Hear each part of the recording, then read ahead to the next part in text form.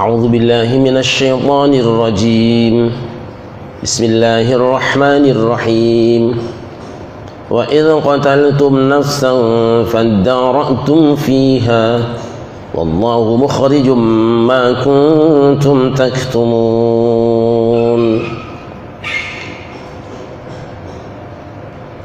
Wa idz qataltum, dan ingatlah ketika kamu membunuh nafsan akan satu jiwa, fadara'tum, lalu berselisih siapa kamu semua, fiha, di dalam nafsan. Wallahu, dan bermula Allah itu mukhrijun, akan mengeluarkan, mengungkapkan, makan apa-apa, kuntum yang ada, siapa kamu sekalian ada itu, taktumuna, menyembunyikan. Coba dibaca terjemahan di situ yang bebas. Dan ingatlah ketika kamu membunuh seseorang, lalu kamu menuduh tentang itu, tetapi Allah menyingkapkan apa yang kamu sembunyikan. Sebenarnya apa yang kita bahas pagi ini sudah sering banget kita bicarakan di sini. Tetapi biasanya sesuatu saya kembali ungkapkan kalau ada relevansinya dengan apa yang berada di hadapan kita semua.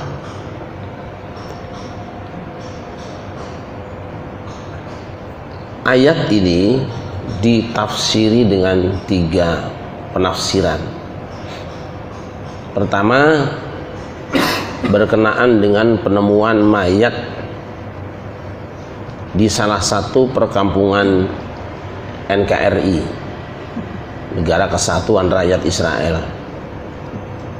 Saya selalu mengistilahkan dengan NKRI karena Bani Israel itu satu bangsa yang dibagi menjadi 12 suku dengan 12 pemimpin, mirip-mirip dengan 12 partai di Indonesia serta pemilu 2014 ya.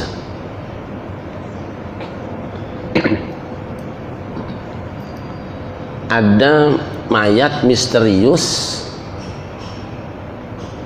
tapi tidak diketahui siapa pelaku dan apa motivasinya. Memang biasanya kalau orang melakukan kejahatan itu, setelah melakukan kejahatan suka tiba-tiba pinter. Salah satunya di sini, pinter menyembunyikan identitas, pinter menghilangkan jejak.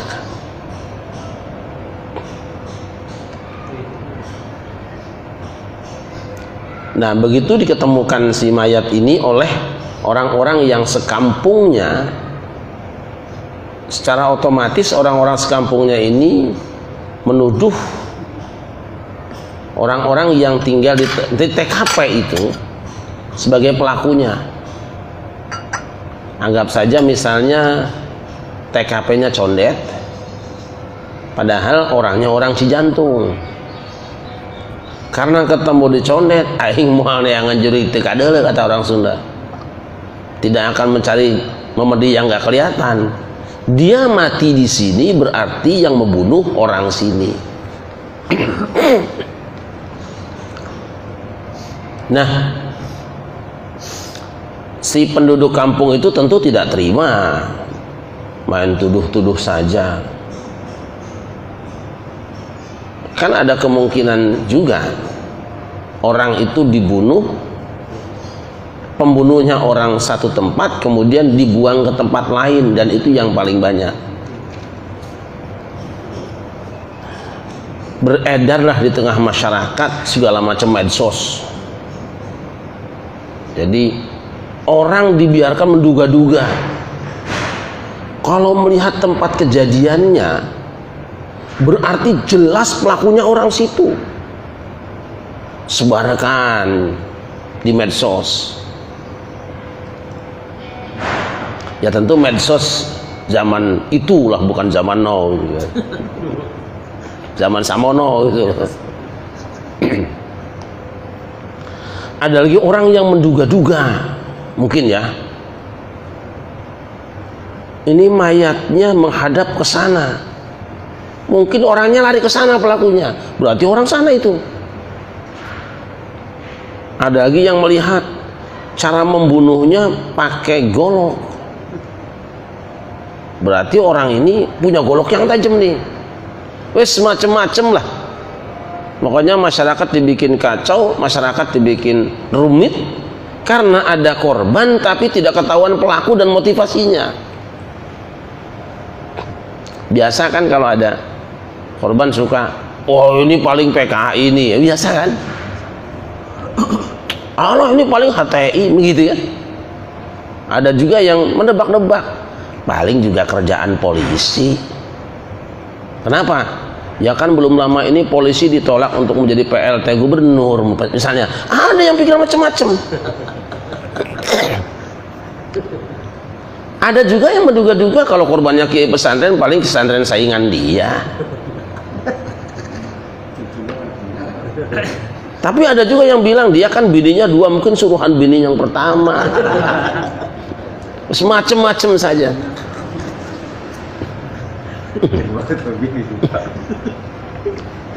Emang ada yang bini dua di sini?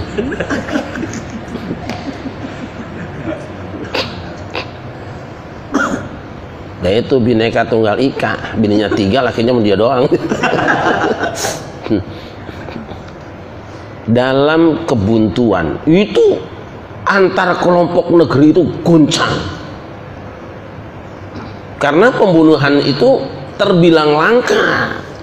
Kalau sekarang kan tiap hari juga ada pembunuhan. Goncang NKRI, Negara Kesatuan Rakyat Israel. Tapi di dalam kegoncangan di mana hampir terjadi desintegrasi bangsa gitu.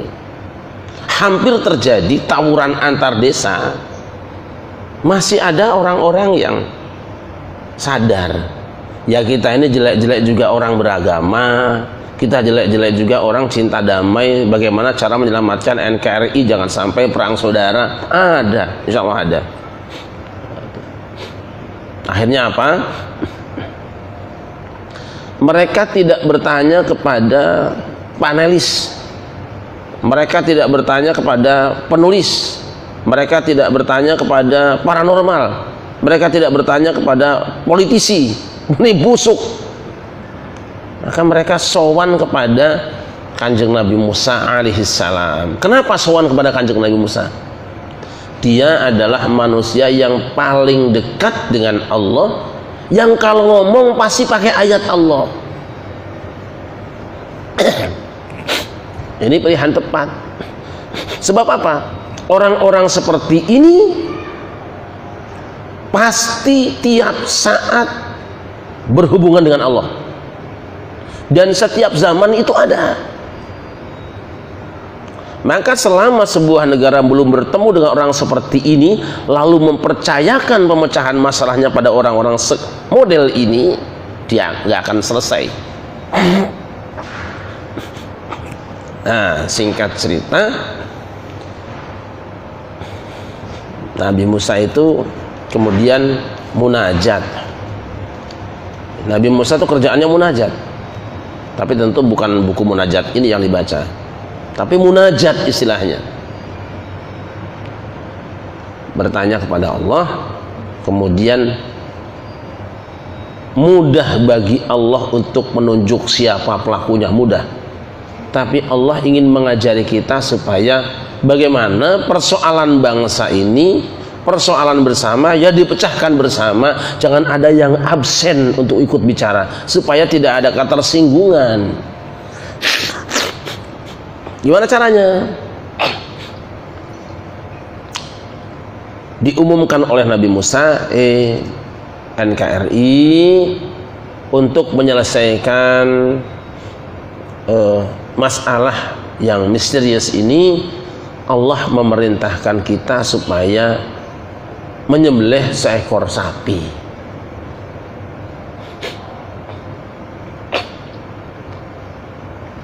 Ini orang Israel ini ngomong, jangan main-main lah, gitu loh. Mosok urusannya mayat kok motong sapi? Hubungannya apa? Nabi Musa menjawab, a'udzubillahi an akuna minal jahilin. Aku berlindung kepada Allah dari berbuat jahil. Saya ini serius.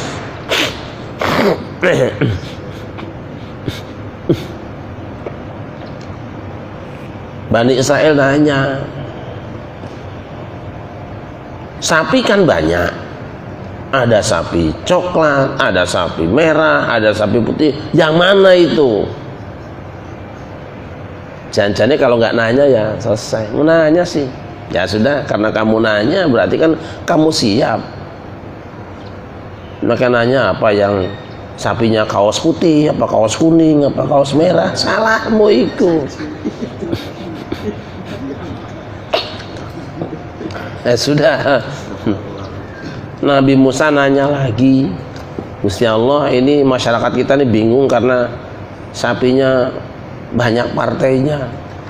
Ada yang kostumnya hijau, ada yang merah, kuning, putih. Yang mana yang harus disembelih? Sofro, sapi yang kuning. Oh gitu ya. Lu salahnya sapi kuning apa?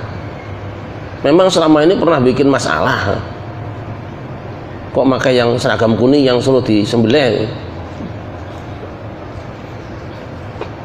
Ya salahmu sendiri tadi nanya. Coba nggak nanya sak dapat-dapatnya. Ya Nabi Musa, sapi kuning itu kan macam-macam. Ada yang umur setahun, 2 tahun, 5 tahun, 10 tahun, itu yang mana itu? Alah, jangan. Nanya lagi. Ya Allah, kaumku nanya lagi. Yes, yang ngono cari kuning yang kuningnya la faridun wala bikr, tidak terlalu muda, tidak terlalu tua. Ya, jadi menengah ke atas lah gitu loh. Jadi seragam kuning menengah ke atas. Lu kenapa? Kalau yang di atasnya bener, yang di bawahnya itu bukan ketua umumnya, aja kayak gue lah.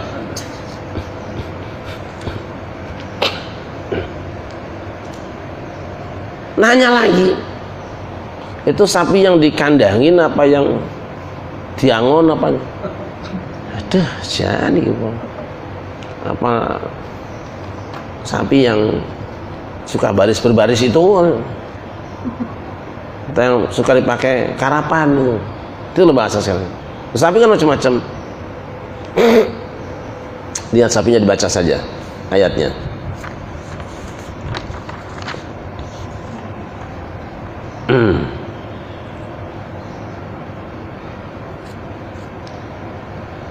Silakan ayat 71 baca.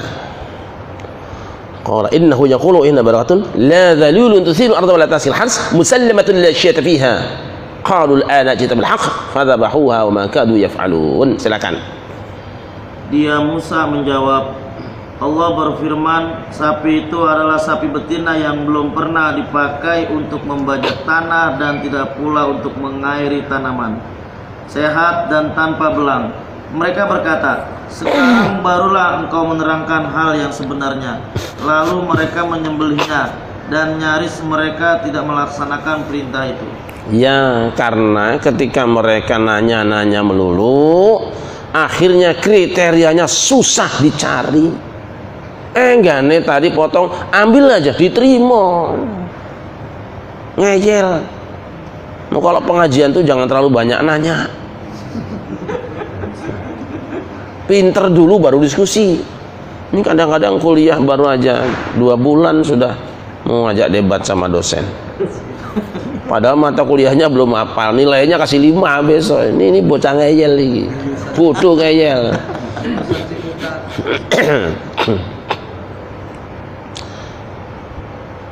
Ya sudah, kalau begitu sekarang seluruh masyarakat cari. Begitu dicari ada cuman 1. Waduh. Karena faqi'ul launuha tasurrun nadhirin. Asal orang lihat dia pasti kesengsem. Yo angel. Susah. cuma satu dan itu milik anak yatim. Diminta suruh disumbangkan negara ya enggak mau. Ini kan sapi kesayangan saya, peninggalan bapak. Itu namanya Nabi Musa itu kepala negara yang rajin belusukan, kepala negara yang memang hebat, ulama yang memang merakyat. Dia datangin, dibujuk lah, belum dibujuk kedatangan Nabi Musa sudah nawarkan sendiri ke sana, terus pundi monggo. Yang tadinya tidak akan dijual, tapi kemampuan Musa untuk melobi, itu loh, ini penting, dilobi. Wong datang saja udah girang. Siapa yang gak senang kedatangan Nabi Musa? Wong Nabi Musa itu tidak pernah merepotkan kok. Datang itu nggak pernah minta dikarpetin, mobilnya suruh ngejek karpet, nggak pernah.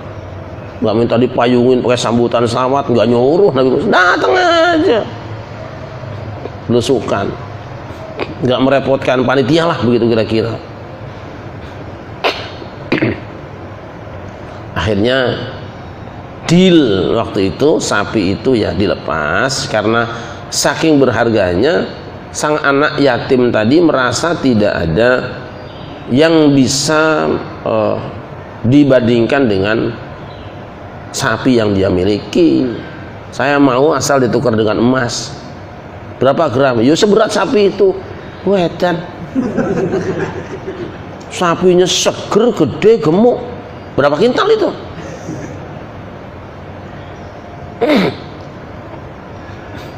Tapi yang namanya kebutuhan NKRI, Nabi Musa nggak banyak nawar, yo siap, itu diumumkan. Seluruh masyarakat NKRI urunan ngumpul ke emas, karena ini kebutuhan stabilitas negara, kebutuhan integritas bangsa. Maka seluruh masyarakat NKRI urunan emas. Kita ingat zamannya Pak Harto dulu ketika ada krisis ekonomi ya, kita urunan emas ya, diserahkan. Terus dipotong, dipukul. Faqud nadribuhu bi'adhiha. Coba pukul mayat itu dengan sebagian dari sapi tadi. Sebagian ulama mengatakan bahwa daging yang dipakai itu adalah lidahnya. Begitu dipukulkan, mayat itu bangun, melek, ngomong, aku dibunuh sama si itu, pamanku sendiri, karena dia pengen ngambil warisan peninggalan bapakku. Rupanya si pembunuh ini adalah orang yang berambisi untuk menguasai warisan reformasi bapaknya. Ada kepentingan pribadi. Tertangkaplah dia. Ini cerita versi pertama tentang tafsir ayat ini, di mana ditafsirkan dengan langsung. Jadi pengertian, dan ingatlah ketika kamu membunuh seseorang. Kenapa disebut dengan kamu? Karena satu bangsa itu walaupun lain-lain partai itu satu sebutannya, yang membunuh seseorang. Tapi seolah-olah sebutnya kamu juga, sebab dia adalah bangsamu, dia keluargamu. Lalu kamu berselisih sendiri. Jadi kalau ada pembunuhan misterius pasti terjadi perselisihan. Maka polisi harus cepat mengungkap, jangan nunda. Sebab jika tidak nanti pada akhirnya polisi yang jadi sasaran tuduhan. Kan ada orang sudah komentar sekarang, ngungkap ini sekian hari bisa, ini bisa, mosok orangnya ketangkep nggak bisa diungkap siapa yang nyuruhnya, malah belum sudah ngomong orang gila. Kan akhirnya ada orang yang punya pikiran seperti itu. Tentu itu bukan pikiran kita kalau kita tetap saling percaya, karena jawaban pertama polisi itu belum tentu jawaban terakhir. Gitu. Dan mereka punya cara tersendiri untuk mengungkap masalah. Kalau kita kan gerusa-gerusu, ketemu si anu bunuh, akhirnya sudah terungkap, belakangan malah kita salah, nyesel lagi. Tapi yang pasti, wallahu mukhrijum ma kuntum taktumun, Allah pasti mengungkap apa yang selama ini kamu sembunyikan. Serapet apapun kamu tutup, Allah punya cara untuk membongkarnya. Tidak tanggung-tanggung. Saksi di lapangan tidak ada, CCTV tidak ada. Mana ada di kebun CCTV Bani Israel lagi zaman dulu kala. Tes DNA tidak ada. Tapi Allah punya cara sepele, dengan nyembelih sapi, dipukul dengan daging sapi, dia hidup lagi ngomong, sekedar untuk pembuktian saja, alat bukti atau saksian si jenazah tadi bisa berbicara. Bukan kehebatan manusia, tapi ini wallahu, Allah yang akan mengungkapkan itu. Kau sembunyikan rame-rame, kau calling semua orang untuk tidak bicara atau berdusta, Allah yang buka. Tinggal masalahnya sekarang, siapa yang akan dipercaya untuk menjadi jembatan pengungkapan ini? Harus orang yang berhubungan dengan Tuhan, bukan yang berhubungan dengan buku-buku, dengan film-film, bukan. Dia yang berhubungan dengan Tuhan. Tidak butuh waktu lama kok, seminggu juga selesai. Tidak usah seminggu, mungkin 1 hari juga selesai. Masalahnya siapa orangnya dan maukah kita menghampirinya? Pesan kedua dari tafsir ini, ayat 72 ini adalah bahwa yang dimaksud qataltum nafsan, kamu membunuh seseorang jiwa, satu jiwa, itu adalah pembunuhan terhadap Nabi Isa alaihissalam.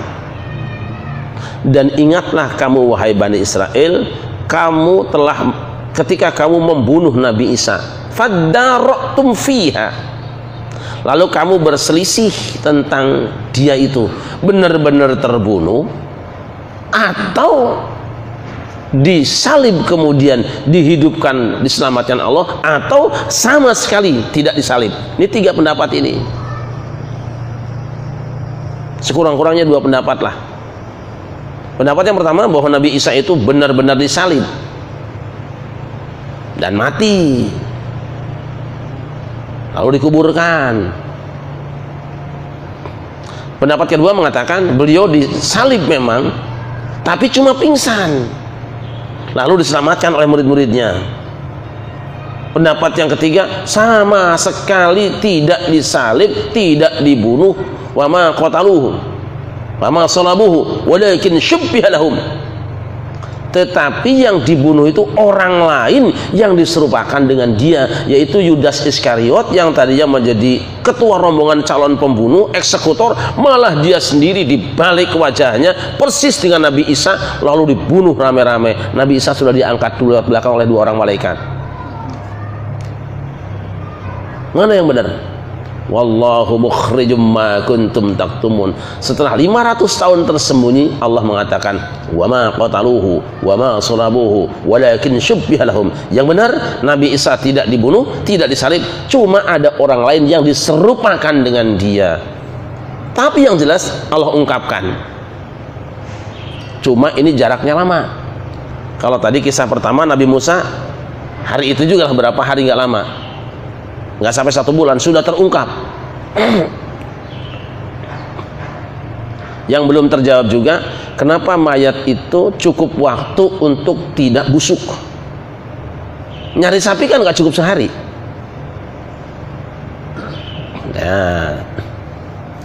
Dah itu nanti urusan lain lah. Yang jelas beda. Kalau pengungkapan kisah pada zaman Nabi Musa itu cepat, tapi pengungkapan peristiwa pada zaman Nabi Isa lama, membutuhkan 570 tahun lebih baru diungkapkan. Misteri yang begitu panjang. Nah, baru yang ketiga, wa idz qataltum nafsan fadara'tum fiha. Dan ingatlah ketika kamu berselisih tentang jiwa seseorang, membunuh seseorang, lalu kamu berselisih tentang dia. Maksudnya apa? Ini dalam kisah baginda Nabi besar Muhammad SAW. Nabi Muhammad di perang Uhud itu diisukan terbunuh, disebarkan hoak tuh, Muhammad terbunuh, Muhammad terbunuh. Lalu tahu-tahu Rasulullah tangset, aku masih hidup. Fadara'tum fiha. Maka wallahu mukhrijum ma kuntum taktumun, Allah ungkapkan apa yang kamu sembunyikan selama ini. Tapi yang pasti dari 3 penafsiran ini, yang pasti tidak ada satu peristiwa pun kecuali pasti akan diungkap yang sebenarnya. Hanya waktunya ada yang singkat, ada yang jauh jaraknya. Meskipun demikian, membutuhkan orang-orang yang berhubungan dengan Tuhan untuk bisa mengungkapkannya. Pertanyaan kita sekarang, siapakah di antara kita yang berhubungan dengan Tuhan? Dan adakah mereka mau bertanya kepada Dia untuk mengungkapkan supaya konflik di negara kesatuan Republik Indonesia tidak berkepanjangan? Sebab kalau ini dibiarkan, rakyat capek dengan analisa, rakyat capek dengan statement, mereka akan ambil sikap sendiri yang belum tentu benarnya dan pasti tidak baiknya buat negeri ini. Saya kira itu saja, mudah-mudahan maslahat.